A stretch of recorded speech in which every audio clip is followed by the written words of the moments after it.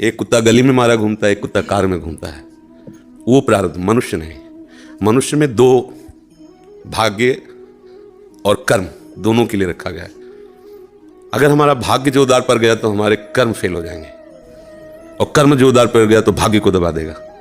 ये फाइनल का मनुष्य जन्म है। इसमें ये केवल नहीं कि प्रारब्ध में जो लिखा है वही होगा, आगे कुछ हो नहीं सकता। कि मनुष्य जन्म की दुर्लभता सिद्ध नहीं होती। मनुष्य जन्म की दुर्लभता शास्त्रों में गाई गई है। दुर्लभो मानुषो देहो। क्या दुर्लभता है? अब हमारे प्रारब्ध में लिखा है दुख ही भोगना है, लेकिन आपने निश्चय किया सत्संग सुन करके कि सर्व सामर्थ्यशाली भगवान और भगवान का नाम सब कुछ कर सकता है। अब सब कुछ बदल जाएगा, आपका प्रारब्ध बदल जाएगा, सब बदल जाएगा। जैसे मार्कंडे नाम के एक ऋषि थे, तो उनके पिताजी बहुत बड़े ज्योतिषाचार्य ब्रह्म ऋषि थे। तो जो ही वो पैदा हुए तो कुंडली बनाई, तो उसमें लिखा था 5 वर्ष की आयु। बड़े चिंतित हुए क्योंकि बड़ी तपस्या के बाद ऐसा पुत्र हुआ और 5 वर्ष जिएगा। प्रारब्ध 5 वर्ष का था। तो उनका मनुष्य जन्म केवल प्रारब्ध के अधीन नहीं है, उपाय के भी अधीन है। कर्म का मतलब उपाय भी करें हम उसका। तो उन्होंने विचार किया कि इस प्रारब्ध को केवल भगवान या भगवान का कोई प्रेमी महात्मा ही बदल सकता है, दूसरा कोई नहीं। तो जैसे जैसे वो सयाने होते गए, एक एक दिन वो नोट करके पिता है, जब थोड़ा सा 3-4 के बीच की अवस्था है तो उनका बेटा मेरी एक बात माना करो, ये गंगा के किनारे जितने भी कोई ऋषि महात्मा संत दिखा सबको साष्टांग प्रणाम करो। अब वो बालक थे, अब संतों को प्रणाम करने की उन्होंने, क्योंकि जानते थे कि संतों की कृपा दृष्टि पड़ जाए तो प्रारब्ध का नाश हो सकता है। अब गुप्त रूप से सनक चंदन सनातन सनत कुमार भी विचरण ही करते रहते, तो मार्कंडेय जी सबको प्रणाम करते थे। तो सब करुणा भरी, भगवान तुम पर दया करें। बच्चा जैसे कोई आपसे प्रणाम करो तो उतना हृदय नहीं, लेकिन अगर छोटा बच्चा तो एकदम उसकी तरफ दृष्टि जाएगी, राधा राधा राधा राधा। एक छोटा बच्चा है, प्रणाम कर रहा है 3-3.5 वर्ष का, तो वो सब संत, और वो चुपचाप बैठ करके देखा करते थे उनके पिता कि किसी ऐसे महापुरुष का आगमन हो जो सृष्टि पर शासन करने की सामर्थ्य रखता हो, तभी प्रारब्ध बदल सकता है। छोटी मोटी तपस्या वाले से प्रारब्ध थोड़ी बढ़ता है। उन्होंने देखा ये चारों तो कुमार है, सनक सनंदन सनातन सनत कुमार, जो साष्टांग किया तो वो एकदम, वो भी 5 वर्ष की अवस्था में रहते हैं हर समय। उन्होंने कहा चिरंजीवी भव। बस वो खड़े हो गए, बोले महाराज ये अभागा चिरंजीवी लायक नहीं है। इसके प्रारब्ध में 5 वर्ष की आयु लिखी और चौथा भी पूर्ण होने जा रहा है, कुछ समय का जीवन है। सनकादि ने कहा जो चिरंजीवी भव तो चिरंजीवी भव। हमने उसका भाग्य देख के थोड़ी बोला, उसका आचरण देख के बोला। एक छोटा बालक संतों के चरणों में लेट रहा है, ये चिरंजीवी लायक ही है। बोले महाराज अब भाग्य देख के 5 वर्ष की आयु, अब कैसे?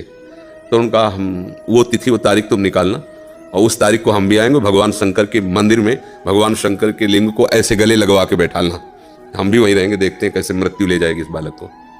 ऐसा ही हुआ। अब संतों के बताए हुए मार्ग पर चलने वाले का मंगल ही होता है। तो वैसे चारों कुमार वहां विराजमान गुप्त रूप से, धर्मराज पधारी, यमराज के रूप में नहीं, धर्मराज के रूप में।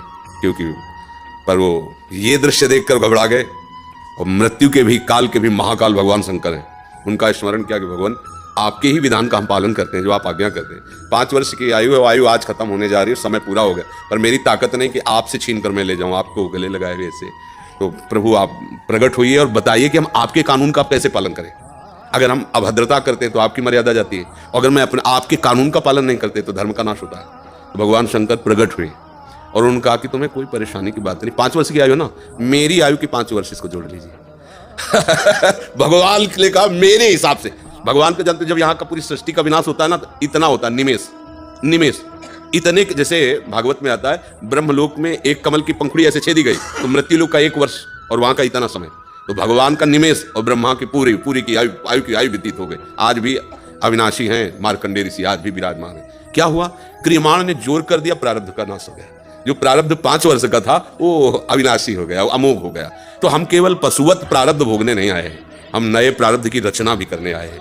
अब वो जो आध्यात्मिक शक्ति से युक्त नहीं है, केवल वो लौकिक बल से चाहेगा तो प्रारब्ध मिटिया मेट कर देगा, और आध्यात्मिक शक्ति प्रारब्ध को मिटिया मेट कर देगा। ये रहस्य है। जो भगवान का आश्रय लेकर भावी मेट सके त्रिपुरारी, भगवान का आश्रय ले लो तो जो कुअंक भाल के हैं वो मिट जाएंगे। हमारा प्रारब्ध इतना जोर, जैसे प्रारब्ध है किडनी फेल, ये पूर्व प्रारब्ध है। माँ के गर्भ से इस रोग की रचना हुई, जान तो पाए 35 वर्ष की अवस्था में, 20 वर्ष बाबा जी बनने के बाद।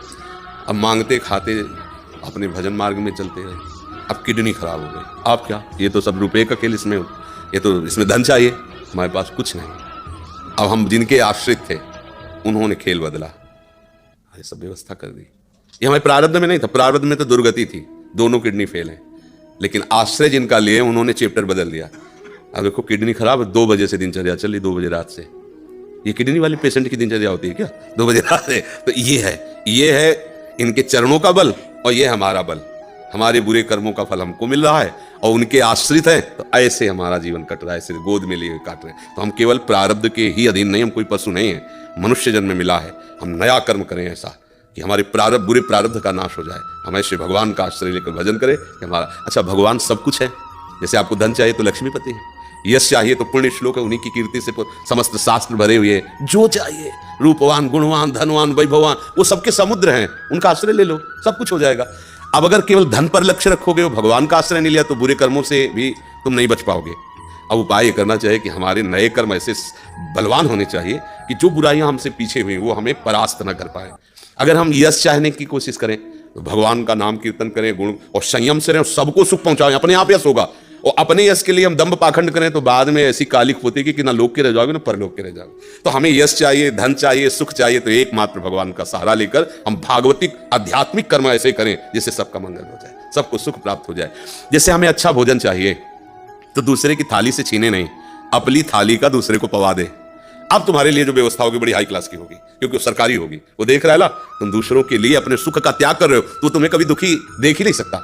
दुख उसको मिलता है जो अपने सुख के लिए दूसरों को दुख देता है, दूसरे के सुख का नाश करता है, फिर मालिक उसके सुख का नाश कर देता है। और ये सबको बात लगभग पता है कि किसी को भी दुख देने से तुम्हें सुख नहीं मिल सकता, पर कोई चूकता नहीं अवसर आने पर दूसरे के दुख को दे करके और सुख भोगना चाहता है, इसलिए वो दुखी रहता है।